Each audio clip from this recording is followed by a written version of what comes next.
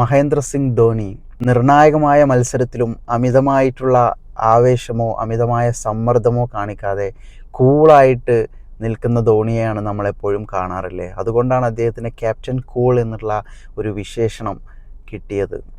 ഞാനിവിടെ പറഞ്ഞു വരുന്നത്, കഴിഞ്ഞ വീഡിയോയിൽ നമ്മൾ ചോദിച്ചിട്ടുണ്ടായിരുന്നത് പ്ലാസിഡ് എന്നുള്ള വേർഡായിരുന്നു. പ്ലാസിഡ് എന്ന് പറഞ്ഞു കഴിഞ്ഞാൽ ശാന്തമായത് അല്ലെങ്കിൽ സൗമ്യമായത് എന്നാണ് അതിൻ്റെ അർത്ഥം. നമുക്കൊരു എക്സാമ്പിൾ നോക്കാം. The lake was placid. ആ തടാകം ശാന്തമായിരുന്നു.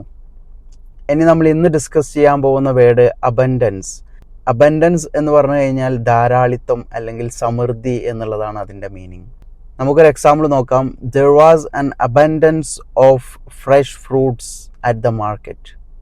ആ മാർക്കറ്റിൽ ഒരുപാട് ഫ്രഷ് ഫ്രൂട്ട്സുകൾ ഉണ്ടായിരുന്നു എന്നുള്ളതാണ് അതിൻ്റെ അർത്ഥം. ഇനി ഇന്നത്തെ ക്വസ്റ്റ്യൻ ഇതാണ്, കോണ്ടംപ്ലേറ്റ്. അതിൻ്റെ മീനിങ് അറിയുന്നവർ കമൻറ്റ് ചെയ്യുക. ഓക്കെ.